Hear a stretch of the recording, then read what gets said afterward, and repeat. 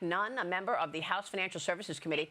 Congressman, good to see you. Thanks so much for being here. Your thoughts on Hakeem Jeffries now wanting 3 years extension for Obamacare subsidies? Yeah, Maria, I mean, this is really tragic. Here we are, 40 days and 40 nights. Even Noah's Ark got an earlier reprieve than the American people did here. The reality is that Hakeem Jeffries and the Democrats are part of this extreme group pivoting towards their base after getting effectively nothing with the pain they inflicted for over 2 months now on the American public. And it's not just air travel that was delayed, families not being able to go home for the holidays. It's our air traffic controllers, our TSA agents, 2,000 National Guardsmen from my home state forward deployed, missing multiple paychecks, and families back home asking, they don't know whether to fill up the minivan or to fill up the refrigerator because they didn't know when this was going to end. I'm happy to see that members on both the Senate and the House came over and supported the Republican plan passed way back in September. Just continue funding the government. We can have these important policy conversations, but we have to do it when Americans are getting paid, can travel, and we have a government that's functioning again. Well, Hakeem on this side has decided to go and to his extreme left base on this, and it's a civil war in the Democratic Party. Well, I mean, obviously, it has been a real divide within the Democrats, but I just want to get your take, being on the Financial Services Committee, what this shutdown means for the economy. Because we've got estimates that the shutdown likely cost the U.S. economy $15 billion a week, and that we had Kevin Hassett on recently. He said it's going to take economic growth down from his expectations of 3% to now just 1.5% for the fourth quarter. You're on financial services. What are the most important impacts that you see from this government shutdown on the macro story?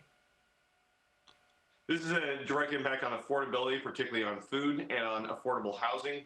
Two issues that are at top of the mind for every voter, regardless of party. It's a direct reflection of the hundreds of billions of dollars that were lost over the last 40+ days. And as a result, we're going to have to dig out of this hole. Now, I am happy to see that coming up in January, the Republican passed plan that's going to be able to give $13,000 tax credits to families that will reduce, the inflation rate. And also, we'll look at ways that we can get more money onto main streets and into people's pockets. Deploying cash back into hometowns with lower tax rates is probably the best way we can catch up as we head into the new year. But the reality is it didn't have to be like this, Maria. Democrats made a gamble, they lost, and they cost taxpayers hundreds of billions of dollars. Unbelievable. Let me get your take on the farmers, because President Trump has been promising a bailout for farmers. They've been hit hard by tariffs and rising costs for fertilizer and equipment. The White House reportedly looking at $10 to $15 billion in aid funded through the tax revenue, which were generated by those very tariffs, Congressman.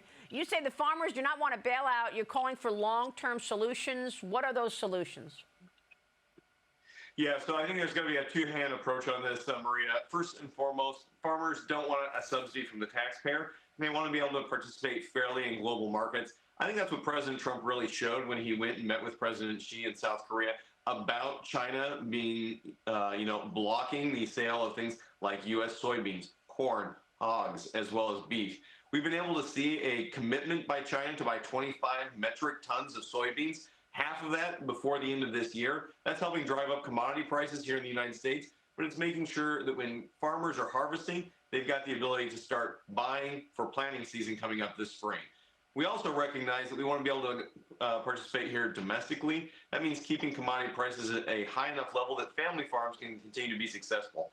That begins by driving down input costs. We urge the administration to put things like potash and phosphate, two critical minerals necessary for fertilizer on the front end, to be put on the critical minerals list. The president heard us. He executed, and now we have better access to this, both holding China accountable on a foreign market where we've now got hundreds of billions of dollars in trade deals just in the last month alone, is going to help farmers in what has really been a rough growing season. We've had record yields, but also record low prices. The two together do not pair well.